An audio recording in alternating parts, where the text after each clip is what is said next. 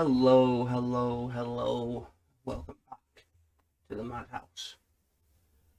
And today's video, Twitch. Looks like they have shot themselves in the foot multiple times one day. Basically, they updated their brand sponsorship policy. And the way they worded it makes it pretty much sound like if you don't get sponsorships through them, you're not allowed them at all. They have updated their policy on their website, and that's what we're going to take a look at now because we can. Here we go. Start from here.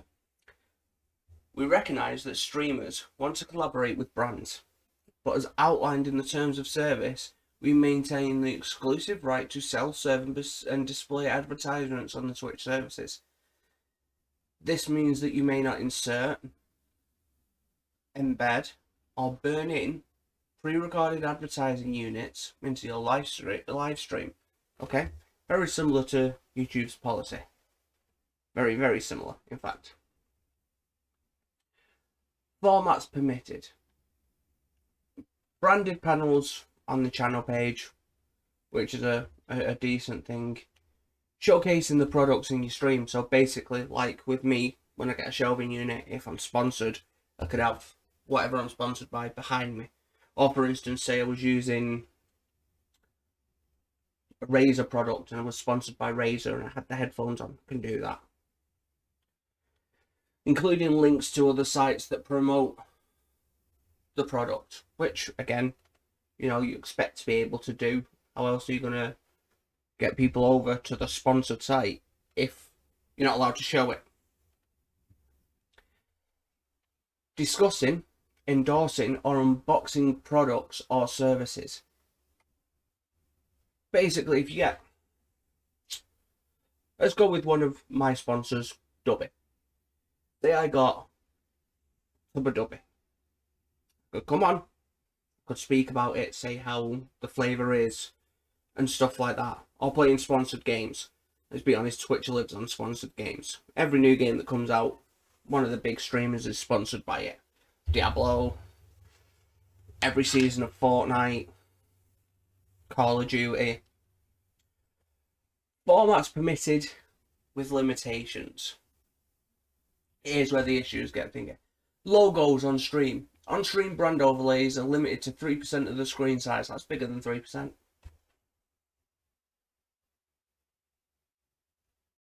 For one.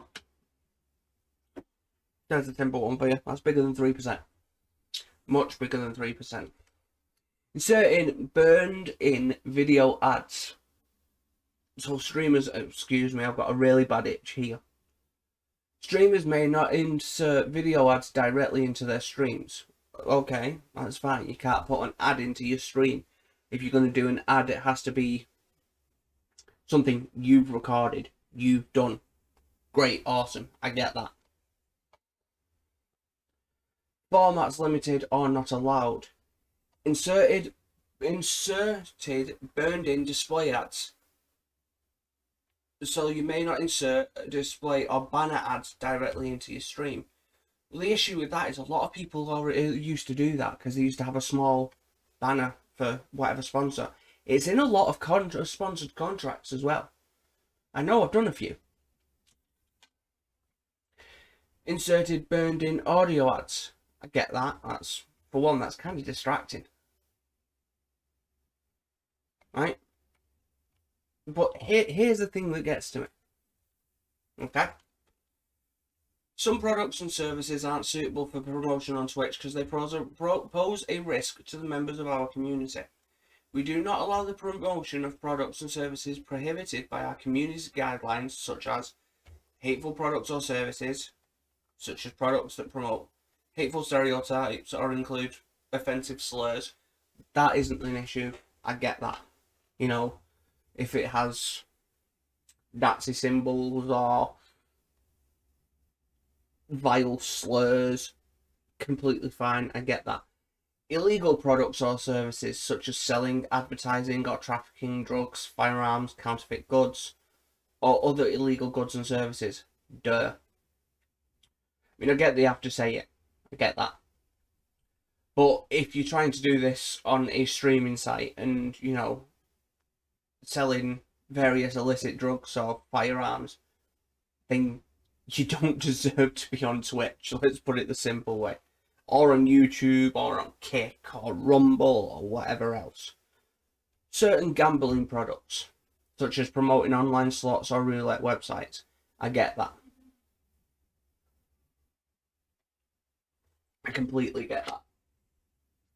Because, in my opinion, gambling on streaming isn't a good idea. Unauthorized sharing of private information, such as products or services, to look up private information, such as a phone number or home address. Yeah, I get that. Basically, doxing sites. No. It shouldn't exist. Let alone anything else. Spam, scams, and other malicious content, such as hacking, phishing, malware services, or services that disrupt Twitch services, including viewbotting, fake account creation, or selling Twitch accounts. I get that. It affects their bottom line, they don't want it to exist. Fine. Additionally, we do not allow the following products and services. Weapons, such as firearms, explosives, and related products. Okay, I get that. Adult-orientated products or services, such as pornography, sexual content, or male enhancement products. I can understand that. They try and be family-friendly as much as they can. Here's an interesting one. Tobacco and tobacco-related products, such as cigarettes, e-cigarettes, vape pens, and chewing tobacco. See, my issue is why? With that, why? Put it as mature content. To me, it's hypocritical, and you'll see why in a minute. Medical facilities and products, such as prescription drugs, medical trials, pharmacies, miracle cures, and drug treatment centres. Okay, so let's try and stay out of that situation completely and just ban it all. Okay, I get that. Political content, including paid promotion of politicians, political parties, or issues of public debate. Yeah. Try and stay as neutral as you can. Cannabis-related products, including vaping and delivery. Here's why I think there's a bit of a hypocritical thing going on. Finally, we allow branded content for certain products and services, but with some restrictions, including alcohol. Products must be marked as mature content. Okay, but so you can mark alcohol as mature content, but not cigarettes. Why? That doesn't make sense to me in any way, shape, or form. To me, that's not logical. Why can you do it with alcohol, but not cigarettes? I don't smoke cigarettes. I haven't smoked cigarettes in over 2 years. That's not what I do. I'm quitting. Yes, I use a vape pen, but that's that. They made this policy yesterday, I believe.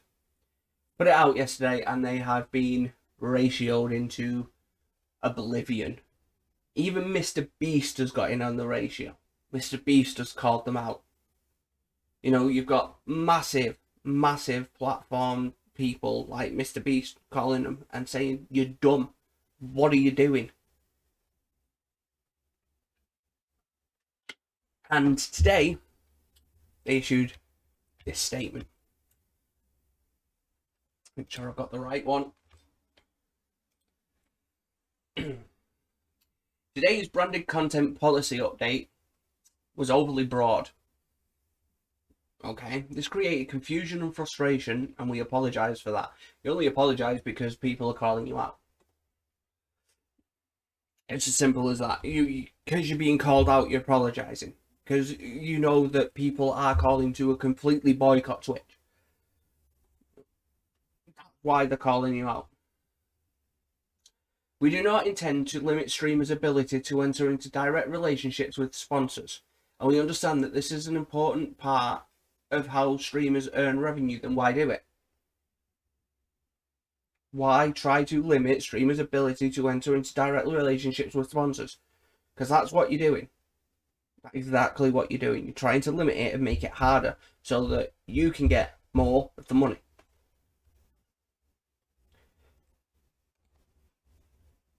We wanted to clarify our existing ads policy, and that was intended to prohibit third-party ad networks from selling burned-in video and display ads on Twitch, which is consistent with other services. Yeah, it is. I'll give them that. You know, they're not thinking it's just the way you've worded it. That's not what you're doing. We missed the mark with this policy language, and we'll rewrite the We'll rewrite the guidelines to be clearer. Thank you for sharing your concerns. You got ratioed. Not concerned, you got called out. And we appreciate the feedback. We will notify the community once we have updated the language. You got called out and now you're backpedaling. That's what it is. But this isn't the only way they've shot themselves today. Oh no. No. Here's an interesting one for you. If you are an affiliate on Twitch, you enter into a agreement. If you, this is the policy, or we terminate this agreement, a maintenance fee will be deducted from your remaining balance. The maintenance fee will be the lesser of the accrued program fees for your Twitch channel, or $25. Any remaining balance after deduction of maintenance fee will be paid to you. Notwithstanding the foregoing, if you ever become a sanctioned person, Twitch will withhold any program fees otherwise due to you and take any other action required or permitted by the applicable sanction laws. So basically what they're saying is if you decide to leave Twitch and leave the affiliate program, you get charged for it now. They're trying to force people to stay on a platform they don't want to be on. If people want to leave, there's obviously a reason for that. One of the reasons could be the fact that Twitch gets a 70-30 split of revenue. And then Kick, I believe, is 95-5.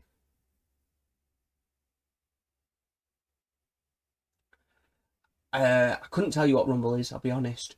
And I couldn't really tell you what YouTube is. I do believe that YouTube is either a 70-30 or a 50-50 split. But, you know, that's neither here nor there. We're talking about Twitch at the minute. Twitch are trying to make it as hard as possible for you to go anywhere else because they know they're hurting. Not money-wise. They're backed by Amazon. You know, Amazon's not going anywhere. Anywhere at all.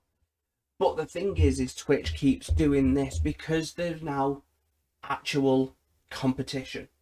You have Kick, YouTube, Rumble, Facebook, kind of. One called DLive. There's loads and loads of different streaming sites out there now. You know, Twitter's thinking about making a streaming section, a proper one. You know, that actually incentivizes streaming over there. But Twitch just seem to want to sit there and go, no, we're not doing anything to help our streamers. Not just partners, streamers in general. Small streamers are basically left in the dust. Because if you get an issue, you can't do anything about it. If you've not got a decent enough following, you can't make noise. And it's not fair. Twitch doesn't seem to care about anyone except for making the bottom line. I get they're a company. But if you show a little bit of compassion towards the people that are on your services, maybe people won't be calling you out weekly, monthly. Because that's what's happening. Constantly. Loss after loss after loss after loss. They just keep taking the L. And they keep saying, oh, we're doing it for the streamers. No, you're not. You're doing it for yourselves. You're doing it for your money. If it was for the streamer, you'd do a lot more to help. They don't do that. because that would mean that they might lose out on that little bit of profit. And that's just insane to me. I mean, let's do a quick thing.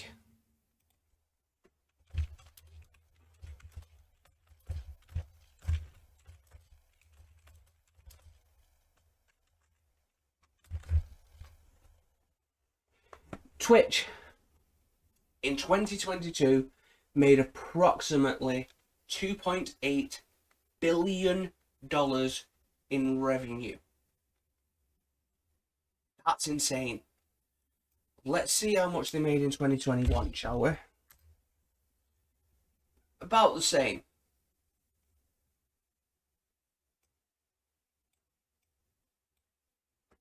And in 2020,